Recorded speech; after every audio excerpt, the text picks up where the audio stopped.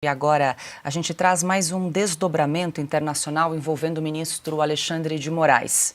A Trump Media, do presidente Donald Trump, entrou com uma ação contra o ministro da Suprema Corte brasileira, acusando-o de censurar cidadãos e empresas dos Estados Unidos. A iniciativa partiu da plataforma Rumble, que integra o grupo Trump Media. A ação alega que Moraes teria emitido ordens secretas de censura extraterritorial contra usuários e empresas sediadas em solo americano. A empresa afirma que estas decisões ultrapassam os limites da jurisdição do Supremo e contrariam os direitos de liberdade de expressão protegidos pela Constituição americana. Também sobre esse conflito jurídico envolvendo Moraes nos Estados Unidos, a apuração do repórter de Oeste, Christian Costa, revela que o governo Lula quer apurar a existência de processos contra ministros do Supremo.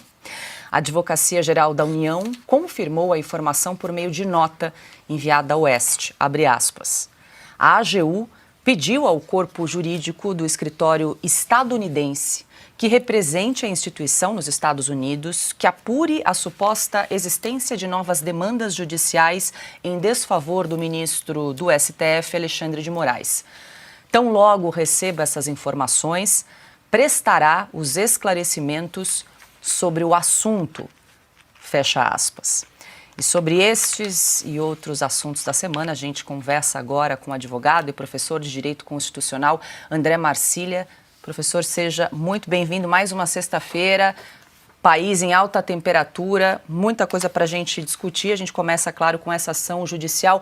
Eu queria ouvi-lo, queria falar sobre a AGU também, mas enfim, a gente vai abrir a roda aqui para várias perguntas. Mas essa empresa do Donald Trump, que também o Rumble e a mídia, Trump Media, pedem que as ordens do ministro Moraes não sejam aplicadas nos Estados Unidos, que o ministro seja responsabilizado e que as empresas sejam também indenizadas. Na sua avaliação, qual a possibilidade dessa ação prosperar, avançar?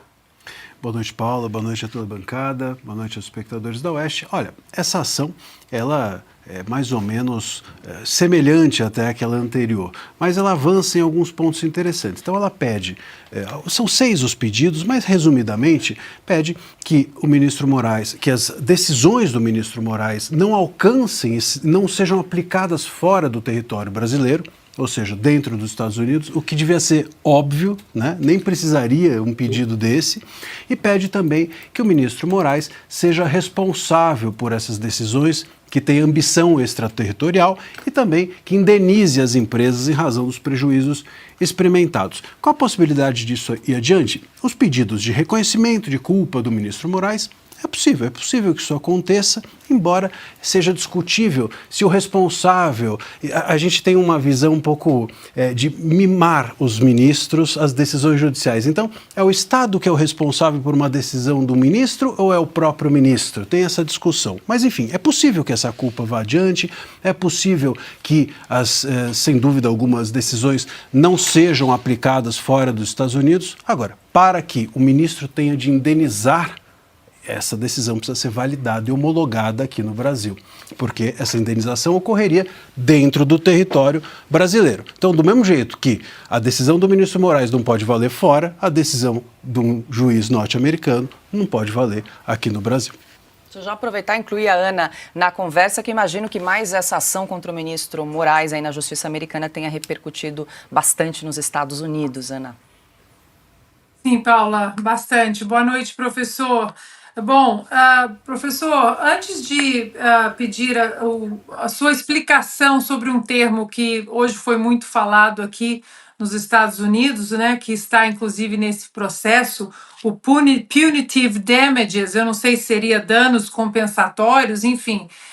Eu acho que é importante nós mostrarmos para a nossa audiência uma outra falácia também do governo, da própria AGU, que foi acionada para defender o ministro aqui nos Estados Unidos, de que o ministro não teria extrapolado a sua jurisdição e ter mandado. Mas está aí.